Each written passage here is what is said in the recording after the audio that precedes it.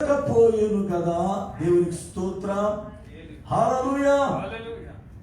లేఖనములో దేవుడు మాట్లాడుతున్న శ్రేష్టమైన మాట, వారు బబులోను చెరలో నుండి 70 సంవత్సరాలు చెర అనుభవించి బయటకు వచ్చారు.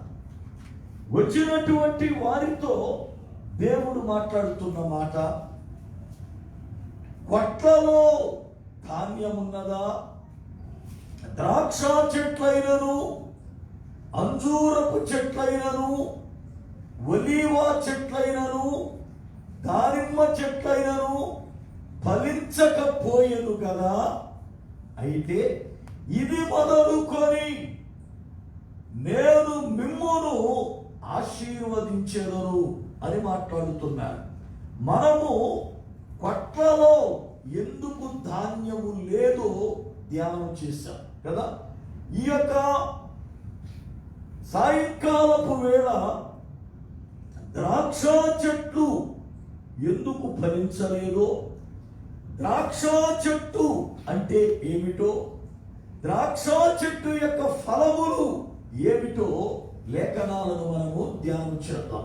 చిన్న ప్రార్థన. పరిశుద్ధుడు అయిన పరమ తండ్రి, మీ పాదాల కొందనాలు, స్తోత్రాలు. మీ అత్యంతమైన కృపను బట్టి ఈ సమయములో లేఖనము చదవబడి ఉన్నది.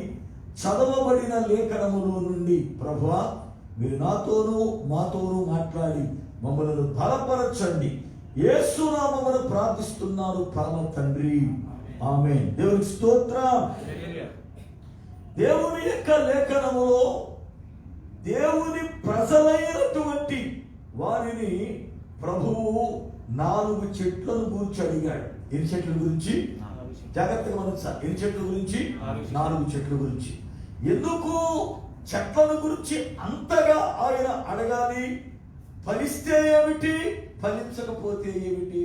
ఏమండి, ఇదిగో ద్రాక్ష చెట్టు ఫలించిందా, అంజూరపు చెట్టు ఫలించిందా, ఒలివ చెట్టు ఫలించిందా, దానిమ్మ చెట్టు ఫలించిందా అని ఎంత క్రమముగా ఆసక్తిగా దేవుడు వారిని అడుగుతూ ఉన్నాడు.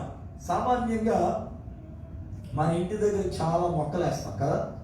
ఎప్పుడైనా మన ఇంటికి ఫోన్ చేసినప్పుడు ఫలానా చెట్టు కాపు కాసిందా అని అడుగుతామా? చెప్పాలి. అడుగుతామా లేదా? అడుగుతాం. అడిగాము అంటే అర్థం ఏంటి? అడిగాము అంటే అర్థం ఏంటి? దాని మీద నీకు ఎక్కువ ప్రేమ ఉంది. అవునా కదా? అప్పుడప్పుడు అంటాం, నేను మా పుట్టింటి కాంచి తెచ్చేసానండి ఇక్కడ ములక్కాడ చెట్టు అంటాం. ఏ చెట్టు అంట? సచ్చి వరకు చెబుతా ఉంటావు దాని కొరకు నువ్వు. అవునా కదా? ఏనండి, మా పుట్టింటి కాంచి తెచ్చానండి, ఇది ఎంత కాపు కాసొద్దో అంటావు. మరి ఎవరికైనా ఇచ్చావా అంటే ఎవరికి ఇస్తానా అంటావు కదా. అంత కాపు మనమే తింటాం. అవునా కదా? ఒక్కొక్కరు చెబుతారు, ఈ మందారపు మొక్క ఇదిగో ఫలానా ఊరు వెళ్ళినప్పుడు తెచ్చా. అవునా కదా? కొన్ని చెట్లను మనము తెచ్చి వాటిని చాలా ప్రేమతో అభిమానంతో నాటినప్పుడు వాటిని గురించి చాలా ఆసక్తిగా ఉంటాం. ఇదిగో నేను లేరు కదా, అయితే ఆ చెట్టు ఎదిగిందా, ఆ చెట్టు కాపు కాసిందా, ఆ చెట్టు ఫలాలు వేసిందా అని చాలా ఆ చెట్లను గురించి మనం ఆసక్తిని చూపుతాం. అయితే పరిశుద్ధ గ్రంథములో దేవుడు చెట్లను గూర్చి అడుగుతున్నాడు అని కాదు గాని, ఆయన చెట్ల లాంటి మనలను గూర్చి అడుగుతున్నాడు. దేవుని స్తోత్రం. ఎందుకంటే పరిశుద్ధ గ్రంథములో చెట్లు మనుషులకు పోల్చబడ్డాయి. చెట్లు మనుషులకు పోల్చబడ్డాయి. చూడండి వాక్యం ఒకసారి. దానియేలు గ్రంథము 4వ అధ్యాయము 22వ వచనం. దానియేలు గ్రంథము 4వ అధ్యాయము 22వ వచనం. రాజా, ఆ చెట్టు నిన్ను సూచించుచున్నది. దేవుని స్తోత్రం. జ్యోతిమాను బైబిల్ చదివేయాలని ప్రేమ అయిపోయేటట్టు ఉంది. అన్నా కదా, స్పీడ్ తిరిగాయలా. పరిశుద్ధ గ్రంథం బోధిస్తా ఉంది, రాజా ఆ చెట్టు నిన్ను సూచిస్తా ఉంది. అనగా నెబుకద్నెజరు కనపడిందట. ఏం కనపడింది చెప్పాలి? ఏం కనపడింది? అప్పుడప్పుడు అడుగుతుంటారు, అయ్యగారు కళ్ళలో రాత్రి నాకు ఇది కనపడింది, దాని అర్థం ఏంటంటారు అంటారు. అదే కదా, అంటే ఆడ కరెక్ట్ అర్థం చెప్పాలి. ఇప్పుడు చెప్పేవారు తింటా ఉంటారు మైండ్. అలా కాదు అయ్యగారు, పళ్ళు కనపడుతుంది ఏంటంటారు గుర్తు అంటారు. అవునా? పళ్ళు కనపడితే ఏముంది, చెట్లు కనపడితే ఏముంది, ఏమండి అంటే వాళ్ళ ఉద్దేశం ఏంటంటే దేవుడు కళ చూపిస్తున్నాడు అంటే ఏదో జరుగుతుంది, ఏదో జరుగుతుంది. వాస్తవమే. ఎందుకంటే కొన్ని సందర్భాలలో దేవుడు మనకు జరగబోయే సంగతులను కళల ద్వారా బయలుపరుస్తాడు. కళల ద్వారా బయలుపరుస్తాడు. ఆ కళలో దేవుడు బయలుపరిచిన వాటిని బట్టి ఆయన జరిగిస్తూ ఉంటాడు. కనుక లేఖనములో బైబిల్ గ్రంథాన్ని మనం చదువుతూ ఉన్నప్పుడు, వాక్య గ్రంథములో వ్రాయబడినటువంటి విషయాలను మనం పరిశీలన చేస్తున్నప్పుడు ఆశ్చర్యం ఇస్తూ ఉంటుంది. నెబుకద్నెజరు ఒక రాజు, ఆ రాజుకి ఒక బ్రహ్మాండమైన చెట్టు కళ్ళలోకి వచ్చింది. అది ఎలాంటి చెట్టు అంటే విరగగాసిందట. కాపు విరగగాసింది చెట్టు అంతా కూడా. దాని కింద అడవి మృగాలు వచ్చి విశ్రాంతి తీసుకుంటున్నాయి. చెట్టు మీద ఆకాశ పక్షులు వచ్చి ఆ పళ్ళు తింటూ అక్కడ నివాసం ఉంటున్నాయి. సడన్గా ఆ చెట్టుని నరికేయండి అని ఒక స్వరం వినబడింది. వినబడిన ఆ స్వరం అంటది, చెట్టు నరికేయండి కానీ మొద్దుని తీయొద్దు, మొద్దుని అలాగే ఉంచండి అని స్వరం వినబడింది. దీనికేం అర్థం కాల. లేచాడు, చాలా కలవరంతో ఉన్నాడు. లేచి ఆలోచన చేస్తా ఉన్నాడు. ఏంటి కళ? ఈ కళ ఎలా వచ్చిందేంటి, దీని భావం ఏమిటి అని ఆలోచిస్తూ దానియేలుని అడిగాడు. దానియేలు, ఈ కళ భావం ఏమిటి, దీని పరిస్థితి దానియేలు చెప్పాడు. రాజా, భవిష్యత్తులో జరగబోయే సంగతిని దేవుడు నీకు బయలుపరిచాడు. నువ్వు చూసావు చూడు, ఆ బ్రహ్మాండమైన చెట్టు, ఆ చెట్టు ఎవరో కాదయ్యా, నీవే. ఆ చెట్టు నిన్ను సూచిస్తా ఉంది. ఒక రోజున చెట్టుని నరికినట్లుగా దేవుడు నిన్ను తీసేపోతా ఉన్నాడు, దేవుడు నిన్ను తొలగించబోతా ఉన్నాడు. అయితే ఇదిగో పూర్తిగా తీయడు, ముద్దుంచమన్నాడుగా. కొంతకాలము ఉన్న తరువాత మరలా నీ పాత వైభవం నీకు ఇస్తాడు. దేవునికి స్తోత్రం.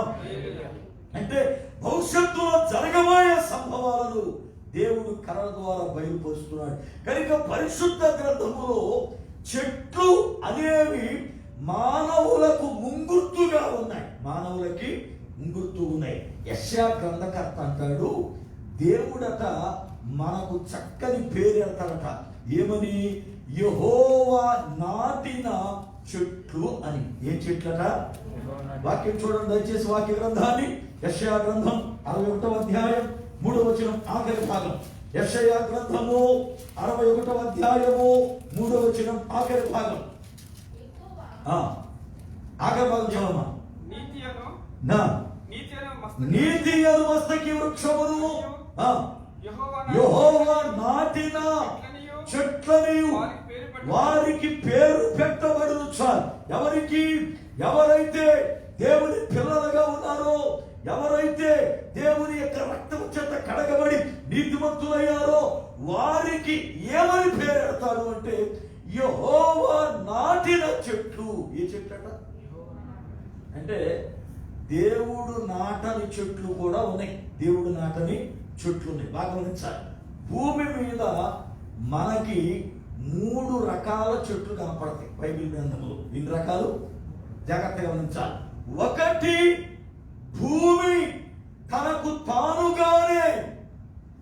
తానుగానే దేవుడు సెలవీయగా మొలిపించిన చెట్లు. దేవుడు సెలవీయగా మొలిపించిన చెట్లు. చూడండి, ఆదికాండం 1వ అధ్యాయం 10వ వచనం నుండి. ఆదికాండము 1వ అధ్యాయము 10వ వచనం నుండి. దేవుడు ఆరిన నేలకు భూమి అని పేరు పెట్టాడు. జలరాశికి ఆయన సముద్రం అని పేరు పెట్టాడు. అది మంచిదని దేవుడు చూచెను. దేవుడు గడ్డిని విత్తనమునిచ్చు చెట్టును భూమి మీద సమస్తము తమ తమ జాతి ప్రకారం విత్తనములు గల ఫలమిచ్చు ఫలవృక్షములను భూమి మొలిపించును గాకని పలుకగా ఆ ప్రకారమాయను. దేవుని స్తోత్రం. మొట్టమొదటిగా భూమిలో ఎవరు నాటకుండా దేవుడు సెలవీయగా భూమిలో నుండి చెట్లు వాటంతటవే మొలిశాయి. విత్తనము నుంచే ఫలవృక్షాలు మొలిశాయి. ఆ ఫలవృక్షాల్లో ఉన్న విత్తనాలను బట్టి ఇంకా చెట్లు అనేవి పెరిగాయి. అనగా మొట్టమొదటిది భూమి నుండి పుట్టిన చెట్లు, భూమి నుండి పుట్టిన చెట్లు. రెండవది యెహోవా నాటని చెట్లు, యెహోవా నాటని చెట్లు. మత్తయి సువార్త 15వ అధ్యాయం 13వ వచనం. మత్తయి సువార్త 15వ అధ్యాయము 13వ వచనం చూద్దాం. ఆయన పరలోకమందున్న నా తండ్రి నాటని ప్రతి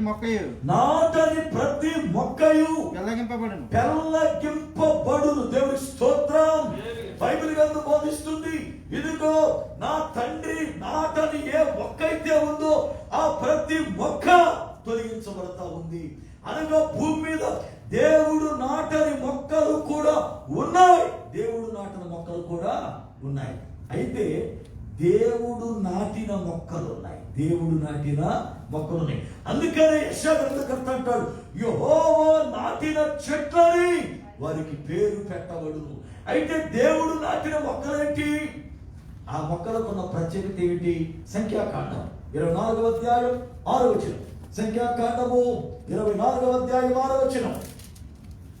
దేవుడు నాటిన ఆ చెట్లు ఏమిటి? వాగుల వలె అవి వ్యాపించి ఉన్నవి. వాగుల వలె అవి వ్యాపించి ఉన్నవి. నదీ తీరమందలి తోట వలెను యెహోవా నాటిన అగారు చెట్ల వలెను నీళ్ళ యొద్దనున్న దేవదారు వృక్షము వలెను అవి ఉన్నవి. పరిశుద్ధ గ్రంథం బోధిస్తుంది, యెహోవా నాటిన అగరు చెట్లు. దేవుని స్తోత్రం. ఏ చెట్లట అంటే ఆయన నాటిన చెట్లు ఏమిటంటే అగరు చెట్లు. అందుకని దేవుని లేఖనములో యెహోవా నాటిన చెట్లు అని మనకు పేరు పెడతారు. ఇప్పుడు జాగ్రత్త గమనించాలి. నాటాలి అని అంటే ముందు ఆ మొక్కను ఎక్కడో ఒక చోట నుండి తీసేయాలి, ఎక్కడో ఒక చోట నుండి తీసేయాలి. కొబ్బరి చెట్లు తెలుసు కదా మనకి, మన ప్రాంతంలో ఎక్కువ ఉంటాయి కదా. కొబ్బరి చెట్టుని ఒక స్థలములో నాటాలంటే ముందు విత్తనానికి స్థలములు వేయాలి. మొక్కగా విత్తనానికి మొక్కగా ఒక స్థలములో వేసి అది ఎదిగిన తరువాత అక్కడ నుండి పెళ్ళగించి అక్కడ నుండి దాన్ని పీకి వేరే స్థలములో నాటితే అప్పుడు అది ఫలింపుగా పెరుగుతుంది, ఫలింపుగా పెరుగుతుంది. అంటే ఇప్పుడు నాటాలి అంటే ఒక స్థలములో నుండి దాన్ని పీకేయాలి. ఒక నాటాలి మొక్కని అంటే ఒక స్థలములో నుండి పెళ్ళగించాలి. దేవుని వాక్యములో మనకు పెట్టిన పేరు ఏమిటంట? యెహోవా నాటిన చెట్లని పేరు. నాటాడు అంటే అర్థం ఏంటి? మనలను ఒక స్థలములో నుండి తీసేశాడు అని.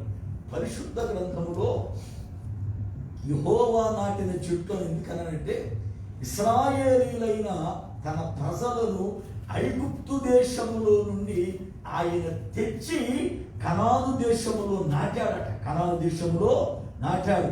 కీర్తన గ్రంథము 80వ కీర్తనలో ఈ మాటలు చూద్దాం.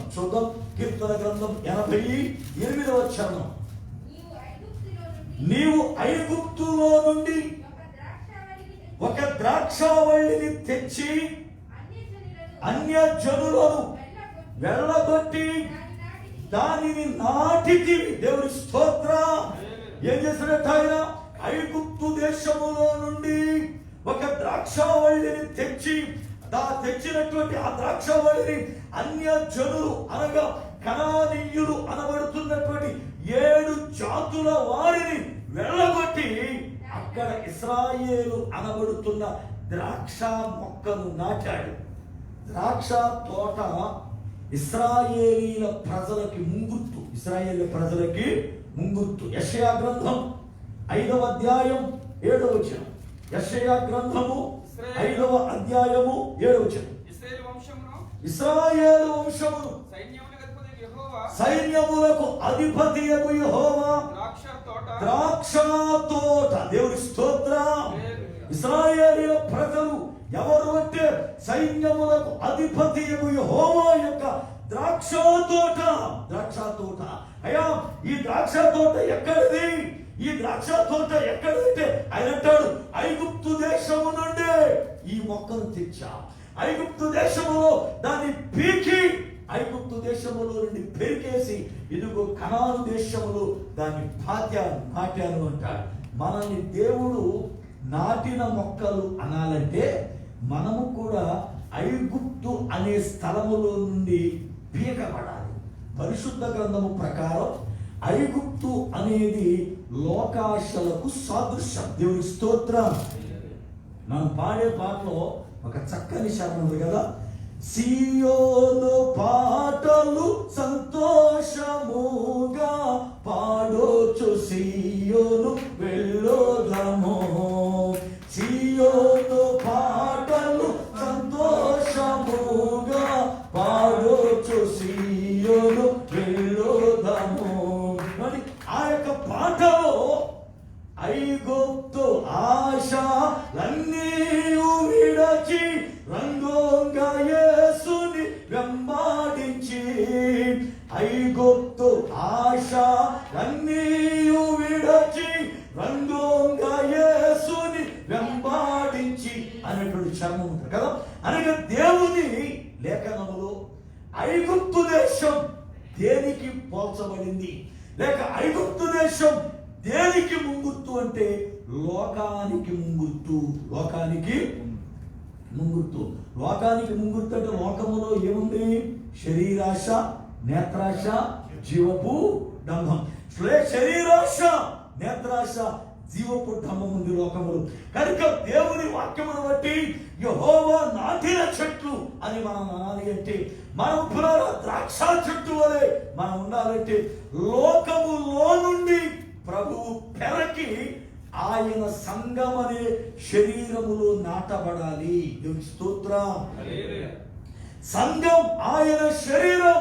సంఘం ఆయన శరీరం. ఆ సంఘానికి ఆయన శిరస్సు. కనుక వాక్యమును బట్టి లోకములో నుండి, లోక ఆశలలో నుండి మనము పెరికివేయబడి దేవుని శరీరమైన సంఘములో నాటబడితే అప్పుడు ఏమవుతామంటే ఆయన నాటిన మొక్క. ఆయన నాటిన మొక్క. ఆయన నాటిన మొక్కలు కనుకనే వాటిని గూర్చి ఆయన చాలా ఆసక్తి కలిగి ద్రాక్ష చెట్లు ఫలించకపోయేను కదా అంటున్నాడు. అంటే ఇప్పుడు ద్రాక్ష చెట్లు దేనికి ముంగుర్తు? సంఘానికి ముంగుర్తు. దేనికి ముంగుర్తు? సంఘానికి.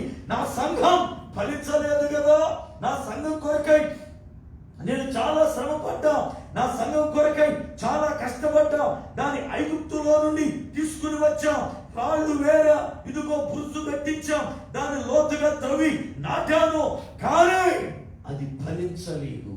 ఎందుకని? ద్రాక్ష తోట ఫలించలేదు. అయితే ఇంతకీ ద్రాక్ష తోట యొక్క ఫలమును లేక ద్రాక్ష దేనికి సాదృశ్యము?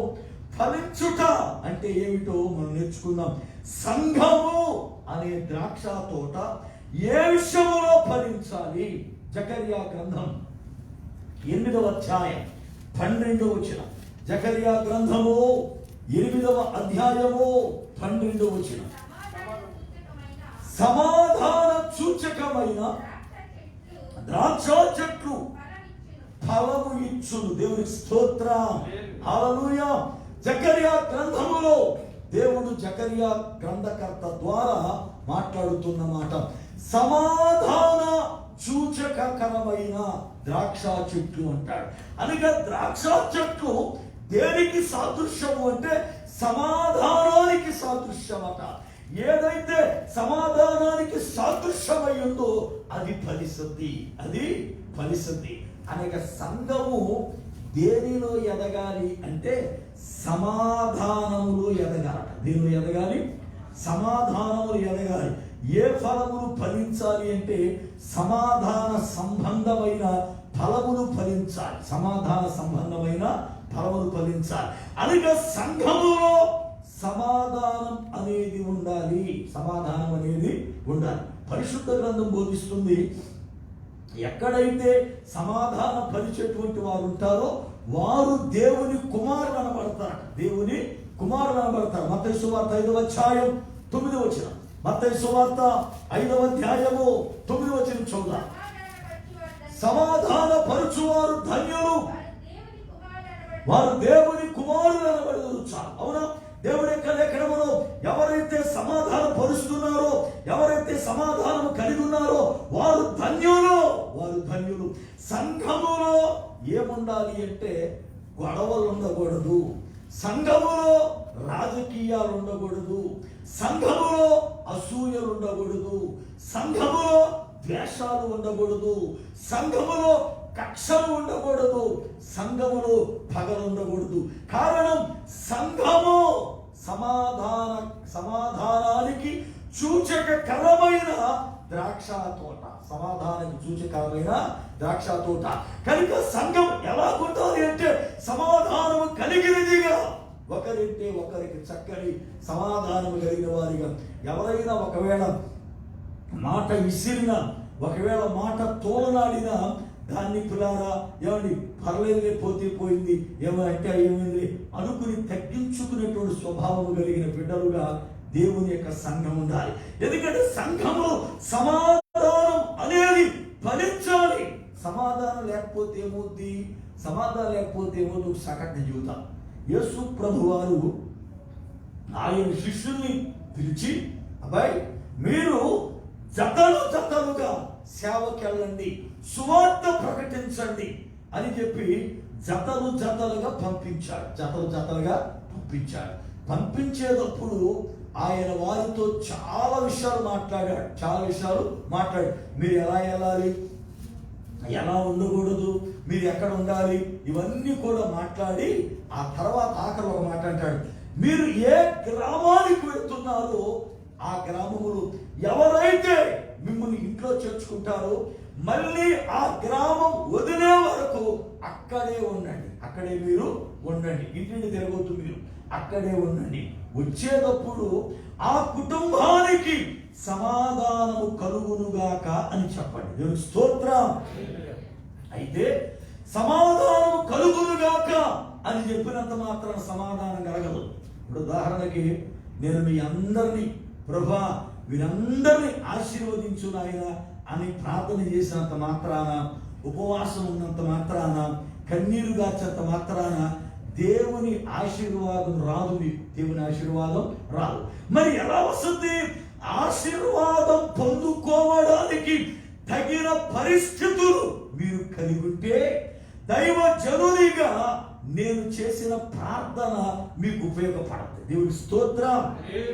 దైవజనుడిగా నేను ప్రార్థించాను, కానీ పొందుకునే అంత అవకాశం మీకు లేనప్పుడు అది రానే రాదు. అందుకే ప్రభువారు చెప్పాడు, మీరు ఇంటికి వెళ్ళినప్పుడు సమాధానం అని చెప్పండి. అయితే ఆ ఇంటిలో సమాధాన పాత్రుడు ఉంటే, ఆ ఇంటిలో సమాధానము ఉంటే మీరు ఇచ్చిన సమాధానాన్ని బట్టి, మీ ఆశీర్వాదాన్ని బట్టి ఆ ఇంటికి సమాధానం కలుగుతుంది. ఒకవేళ ఇదిగో మీరు సమాధానం అని దీవించిన ఆ ఇంటిలో సమాధానం లేదనుకో అది ఆ ఇంట్లో ఫలించదు, మీ వెనకాలే వచ్చేస్తుంది అని చెప్పాడు. ఏమవుతుందట చెప్పండి? ఏమవుతుందట? చూడండి వాక్యాలు. లూకాసు వార్త 10వ అధ్యాయం 6వ వచనం. లూకాసు వార్త 10వ అధ్యాయం 6వ వచనం. సమాధాన పాత్రుడు అక్కడ ఉండిన ఎడల మీ సమాధానము అతని మీద నిలుచును, లేని ఎడల అది మీకు తిరిగి వచ్చును. దేవుని స్తోత్రం. హల్లెలూయా. అంటే దైవజనుడు మన కొరకు ప్రార్థన చేసినప్పుడు, లేక మనల్ని ఆశీర్వదించినప్పుడు, దైవజనుడు మనం దర్శించినప్పుడు అది ఫలించాలి అని అంటే ఆ ఫలించినది పొందుకునే అర్హత మనకుండాలి. ఇప్పుడు భూమిలో శ్రేష్టమైన ఒక విత్తనం విత్తం అనుకోండి, మంచిది. అది ఆ విత్తనం చాలా మంచిది. అయితే నీరు కూడా పెట్టాం, చాలా చక్కగా జాగ్రత్త తీసుకున్నాం, కానీ ఫలించే సారం ఆ భూమిలో లేకపోతే దాని ప్రయోజనం ఏమి? ఏమండి, ఆ ఫలించే సారం భూమిలో ఉండాలి. చాలా మంది అంటారు, అయ్యగారు కనబడిన అయ్యగారు అందరితో ప్రార్థన చేయించానండి, ఎందుకో దేవుడి కార్యం చేయలేదండి. ఏమండి, కనబడిన వాళ్ళు అందరికీ చెప్పానండి ప్రార్థన చేయమని, ఎందుకో దేవుడు మా ప్రార్థన ఆలకించలేదండి. అయినా అయ్యగారు అందరూ చేసిన ఎందుకు చేయలేదంటారు దేవుడు అంటారు. అయ్యగారు అందరూ చేసిన డైరెక్ట్గా యేసు ప్రభువే నీ కొరకు ప్రార్థన చేసిన పొందుకోవడానికి తగినటువంటి పరిస్థితి నీకు లేకపోతే అది ఫలించనే ఫలించదు. దేవుని వాక్యములో పురాణం సమాధానం మన ఇంట ఉండాలి, సమాధానకర్త మన ఇంటిలో ఉండాలి. అప్పుడు దైవజనుడు మన ఇంటికి పెట్టినటువంటి ఆశీర్వాదం, ఆ దీవెన ఫలిస్తుంది. చాలా ఇళ్ళుంటే అస్సలు సమాధానం ఉండదు, దెయ్యాల కొంపే. పైగా బైబిల్ చదువుతూ ఉంటారు, దెబ్బలాడుతూ ఉంటారు. నిజం, బైబిల్ చదువుతూ ఉంటారు, దెబ్బలాడుతూ ఉంటారు. ఏమండి, భార్యాభర్తల మధ్యన పిల్లి ఎలక దెబ్బలాటే. కాసేపు కుదురుగా ఉండరు కదా. ఈయనేదో అంటాడు, ఆమె కై అంటది, ఆమెదో అంటాడు, ఆమెదో అంటది, ఈయన కై అంటాడు. సమాధానం ఉండదు, సమాధానం ఉండదు. పైగా మరి ప్రార్థన అంటారా? అబ్బాయి ప్రార్థన తిడతా ఉంటారు, తిట్టుకుంటారు, ప్రార్థనకు వచ్చేస్తా ఉంటారు బయట నుంచి. అవునా కదా? నిజం, చాలా మంది చూస్తాం కదా, తిట్టుకుంటూ ఉంటారు, తిట్టుకుంటారు, మరి గుడికి వచ్చేస్తా ఉంటారు. గుడి గుమ్మ వరకు వచ్చేవారు తిట్టుకుంటానే ఉంటారు. ఇక గుడి గుమ్మకు వచ్చిన తర్వాత నోరు ఎత్తితే బాగా గట్టి వినపడితే పక్కన వాళ్ళు ఏమనుకుంటారని అక్కడ సైలెంట్ అయి సనుక్కోవడం మొదలెడతారు. అక్కడ దాకా తిట్టుకుంటారు, లోపలికి వచ్చిన ఇక సనుక్కుంటూ ఉంటారు. ఇక సనుగుడు సనుగుడు సనుగుడు సనుగుడు మళ్ళీ కొంపకి వెళ్ళే వరకు సనుగుతూ ఉంటారు. అంటే ఏమవుతుంది అంటే అది లోపల ఉండి మనం దేవుతా ఉంటారు. కొద్ది మొదలెట్టాం పోట్లాట, ఏదో మాట అనుకున్నాం, భర్త బయటికి వెళ్ళిపోయాడు, వదిలేయాల. అవునా కదా? వదలం, సనుకుంటూ మళ్ళీ మనిషి కనబడగానే మళ్ళీ లేదు. అంటే ఏంటి అంటే సమాధానం లేదు ఆ ఇంట్లో. అవునా కదా?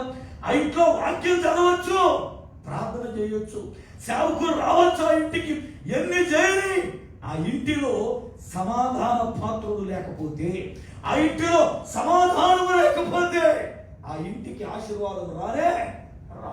ఇవాళ మన కుటుంబంలో ఎందుకు ఆశీర్వాదం లేదు సరే ఆలోచించండి. మన జీవితంలో ఎందుకు దేవుని ఆశీర్వాదం రావటం లేదు?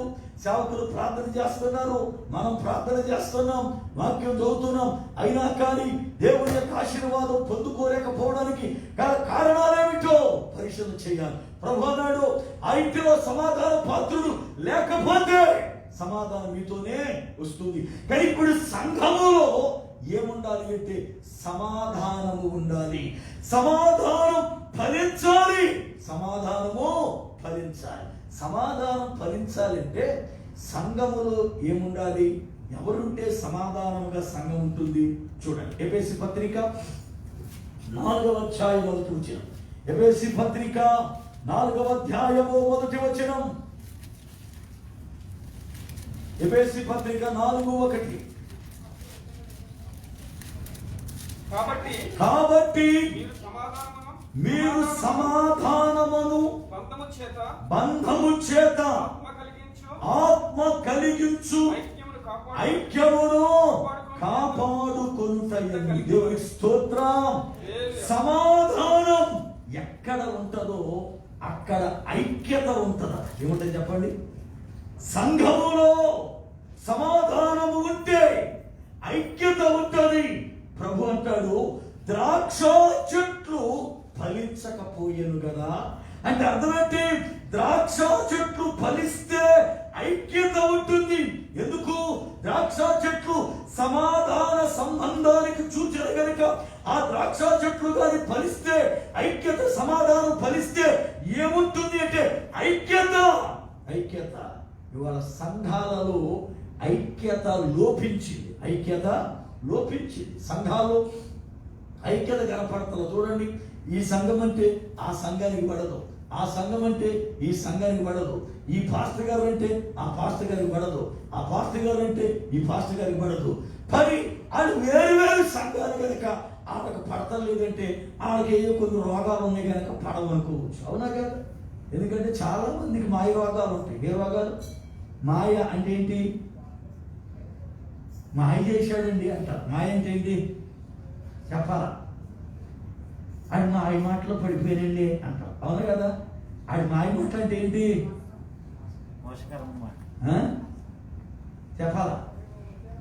మోసకరమైన మాటలు. అంత మాయలాగా అయిపోయిందండి అంటే కనబడకోకుండా పోయింది. అర్థమైందా? కనబడినట్టుంటది కానీ కనపడదు, అది మాయ అంటారు. అవునా కదా?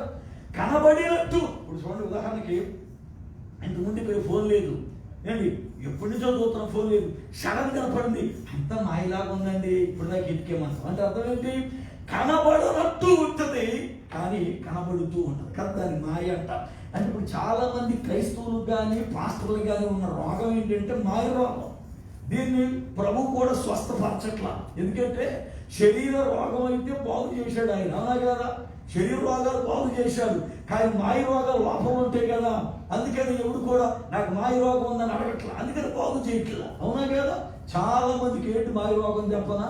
అసూయ. ఎందుకు అసూయ? ఏమండి? అసూయ. ఒకరు బాగుపడితే వారంలే కదా, ఒకరు బాగా ఉంటే వారంలే, ఒకరు ఏమండి మంచిగా ఉంటే వారంలే, పైగా ఎక్కడెక్కడో అయితే పని వేరే సంగతి అనుకున్నాం. భార్యాభర్తలు ఏక శరీరం, అవునా కదా? దేవుడికి స్తోత్రం చెప్పండి. హల్లెలూయా. భార్యకు భర్తే శిరస్సు, భర్తే శిరస్సు అంటే భర్త తల, భార్య శరీరం, అవునా కదా? వీళ్ళిద్దరు ఏక శరీరం. వీళ్ళిద్దరి మధ్యన అసూయ, అవునా కదా? భర్త మంచి సొక్కా వేసుకుంటే పాపం లోపల కుడిపోతా ఉంటారు. ఆ షర్ట్ ఇప్పుడు తీసేసాగా, ఇప్పుడు తీస్తే నచ్చమేమో, అవునా కదా? అవునా కదా? ఎందుకు అసూయ? అవునా కదా? ఇవాళ ఏ పెళ్లికి వెళ్తున్నావు, ఇలా కట్టే చీర అంటాడు ఆయన. ఏమి కట్టుకుంటే కొంత కట్టుకుంది పాపం, ఎంతకాలం మీరు వాళ్ళు పెడతా ఆ పిల్ల మాత్రం, అవునా కదా? అంటే ఏంటంటే అసూయలు, అవునా కదా? ఒకరిని చూస్తే ఒకరికి అసూయలు, ద్వేషాలు, విభేదాలు, ఎన్నెన్నో అవంతరాలు. కారణం ఏమిటి అంటే ఐక్యత లేకపోవడమే. సంఘములో పురారా ఒక్క శరీరముగా సంఘం ఉండాలి. మన దేహములో అవయవాలు ఎలాగైతే సమకూర్చబడి ఉన్నాయో, సంఘములో ఉన్న బిడ్డలందరూ కూడా ఒకే దేవుని ఆరాధిస్తున్నారు కనుక, ఒకే పరిశుద్ధాత్మ చేత నడిపించబడుతున్నాము కనుక, ఒకే దేవుని మందిరములో కూడి ఉన్నాము కనుక మనలో ఐక్యత ఉండాలి. దేవుని స్తోత్రం. ఈ రోజున క్రైస్తవులలో ఐక్యత అనేది కనపడటం పోయింది. ఎందుకంటే ఐక్యత కొదువైపోయింది, సమాధానం లేదు, విభేదాలు ఎక్కువైపోయాయి. మనుషుల మధ్యన పులారా గొడవలు ఎక్కువైపోయాయి, హెచ్చింపులు ఎక్కువైపోయాయి, గర్వం ఎక్కువైపోయింది, మేము మనము నేను అనే తత్వం ఎక్కువైపోయింది. ఈ రోజున పులారా ఐక్యత కనపట్టల్లా. ఒకసారి కొన్ని సంవత్సరాల క్రితం జరిగినటువంటి చిన్న గొడవ చూస్తుంది. నేను సంఘము సుమారుగా 250-300 మంది సంఘం ఉంది. ఎంత చర్చి వాళ్ళు చక్కగా నడుస్తుంది. ఇద్దరు దైవజనులు దాన్ని నడిపిస్తా ఉన్న, పైగా వాళ్ళిద్దరూ ఉద్యోగస్తులే. వాళ్ళిద్దరూ ఒక్క కులానికి సంబంధించిన వాళ్ళు. వాళ్ళు ఎక్కడైతే మందిరం నడుపుతున్నారో ఆ మందిరానికి స్థలం ఇచ్చిన వాళ్ళు, మందిరం కట్టించిన వాళ్ళు వేరే కులం వాళ్ళు. స్థలం ఇచ్చిన వాళ్ళు, మందిరం కట్టించిన వాళ్ళు వేరే కులం వాళ్ళు. దానిలో సేవకులుగా పనిచేస్తున్న ఇద్దరు దైవజనులు ఒక్క కులం వాళ్ళు. పైగా వాళ్ళు ఏమంటే ఉద్యోగస్తులు. అయితే అది మందిరం బాగా పాడైంది. వీళ్ళు ఏమన్నారంటే స్థలం ఇచ్చిన వాళ్ళు, అబ్బాయి మీరిద్దరు ఉద్యోగస్తులే కనుక 1 సంవత్సరం పాటు మందిరంలో కానుక మీరు వదిలేయండి, మందిరం మేము కట్టిస్తాం, మళ్ళా మీరు ఆరాధన చేసుకోండి అన్నారు. అప్పుడు ఏమనాలి? దేవుడికి స్తోత్రం. ఎందుకంటే మనకు దేవుడు ఉద్యోగం ఇచ్చాడు కదా బాబు, కట్టించడం అంతకన్నా గొప్ప విషయం ఉంది. దేవుని చిత్తం అయితే, దేవుని కృప అయితే మా ఖరీదు కూడా మేము కూడా సహాయం చేస్తామన్నా, అవునా కదా?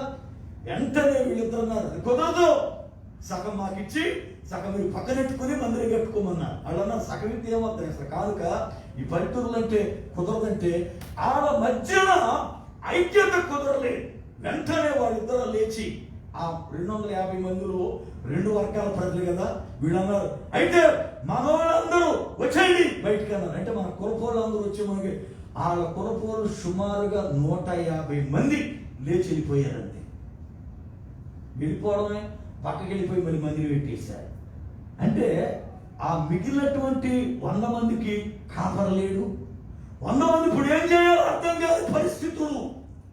ఆ సమయాల్లో స్థలం ఇచ్చినటువంటి వారి పిల్లల్లోనే ఒక కుర్రవాడు సేవకుడు దాన్ని అలా నిలబెట్టాడు. అంటే సంఘాల్లో ఏమీ లేదు ఈ రోజునంటే ఐక్యత కనపట్టాల. ఎక్కడ చూసినా కానీ సంఘాల్లో పిల్లల ఎందుకు ఐక్యత లేదు అంటే సమాధానము ఉంటే ఐక్యత ఉంటది. అయితే పిల్లల సమాధానం ఉండాలి అంటే పరిశుద్ధాత్మ దేవుడు సంఘములు పనిచేయాలి. దేవుడి స్తోత్రం. పరిశుద్ధాత్మ దేవుడు సంఘములో పని చేయాలి. పరిశుద్ధాత్మ దేవుడు సంఘములో ఎప్పుడైతే పని చేస్తాడో ఆయన సమాధానాన్ని అనుగ్రహిస్తాడు. ఆయన సమాధానాన్ని ఇచ్చి ప్రజల మధ్యన ఐక్యతను పెంపొంద చేసి సంఘం అంతా కూడా ఏకత్వముగా ఉండేటట్లుగా నడిపిస్తాడు. దేవుడు అంటాడు, ద్రాక్ష చెట్లు ఫలించకపోయేను కదా అంటే అర్థమేంటి? సంఘములో సమాధానం లేకపోయింది కదా, సంఘములో ఐక్యత లేకపోయింది కదా. మీ సంఘాలు పాడైపోవడానికి, సంఘాలు దెబ్బతిండానికి గల కారణం ఏమిటంటే సంఘములలో సమాధానం అనేది కొదువైపోయింది. సమాధానం అనేది కొదువైపోయింది. అంతేకాదు ద్రాక్ష చెట్లు ఫలించలేదు అన్నాడు. ద్రాక్ష చెట్టు ఫలిస్తే ఏమొస్తుందో తెలుసా? దాని యొక్క మధురమైన రసాన్ని ఇస్తా ఉంది. దేవుని స్తోత్రం. హల్లెలూయా. చౌదవ వాక్య గ్రంథం ఒకసారి న్యాయాధిపతుల గ్రంథము 7వ అధ్యాయం 9వ వచనం నుండి చదువుతాం. న్యాయాధిపతుల గ్రంథం 7వ అధ్యాయం 9వ వచనం. ఆ రాత్రి యెహోవా అతనితో ఇట్లనెను, నీవు లేచి దండు మీదకి పొమ్ము. దండు మీదకి పొమ్ము. నీ చేతికి దాన్ని అప్పగించెదను. పోవుటకు నీకు భయమైన ఎడల నీ పనివాడైన పూరాతో కూడా దండుకు దిగి పొమ్ము. దేవుని స్తోత్రం. గిద్యోనుతో దేవుడు మాట్లాడుతున్న మాట. ఓ గిద్యోను, మిద్యానీయులు నీ చేతికి అప్పగిస్తాను, నువ్వు వెళ్ళు. ఒకవేళ వెళ్ళడానికి భయమైతే నీ పనివాడు ఉన్నాడు కదా, వాడిని తీసుకుని వెళ్ళు అన్నాడు. అంటే అర్థం ఏమిటి అంటే ద్రాక్ష యొక్క చెట్టు అది ఫలిస్తే దేవుడు దాని ద్వారా మహిమ పొందుతాడు. దేవుడు దాని ద్వారా మహిమ పొందుతాడు అనగా చెప్పింది చేసినప్పుడు దేవుడు మనతో ఏం చెప్పాడు అది చేస్తే దేవుడు మహిమపరచబడతాడు. అయితే గిద్యోనుతో దేవుడు ఎంత చెప్పినా గిద్యోను దేవుడు చెప్పింది చేయడానికి భయపడ్డాడు. గిద్యోను దేవుడు చెప్పింది చేయడానికి భయపడ్డాడు. ఎంతో సూచక్రియలు చూపించి ఎంతో బలపరిస్తేనే గాని మిద్యానీయుల దగ్గరికి వెళ్ళి విషయాన్ని తెలుసుకుని అప్పుడు యుద్ధం చేశారు. కనుక దేవుని యొక్క లేఖనములో మనం చదువుతున్న విషయాలు గమనం చేస్తే ద్రాక్ష చెట్టు ఫలించకపోయేను కదా అంటే అర్థం నేటి దినాలలో ద్రాక్ష తోట సంఘానికి సాదృశ్యము. సంఘమయ్యున్న ద్రాక్ష తోటలు ఫలములు ఏమిటి అంటే సమాధానం. ఫలములు సమాధానం. సంఘము ఐక్యతగా ఉండాలి, సంఘము సమాధానము కలిగి ఉండాలి, సంఘములో పులాగా చక్కనటువంటి ప్రేమ కలిగి ఉండాలి. సంఘము అనేది దేవునికి శ్రేష్టమైన ఫలములు ఫలించేదిగా ఉండాలి. దేవుడి స్తోత్రం. ఈ రోజున మన ఆత్మీయ జీవితం ఎలాగ ఉంది, లేక మన ఆత్మీయ జీవితపు నడవడికలు మనం ఎలాగున్నాము అనేది మనమే పరిశీలన చేసుకుందాం, ప్రార్థన చేసుకుందాం. దయచేసి సర్వకృపానిధివగు పరమ తండ్రి, నీ పాదములకై వందనాలు స్తోత్రాలు చెల్లిస్తున్నా.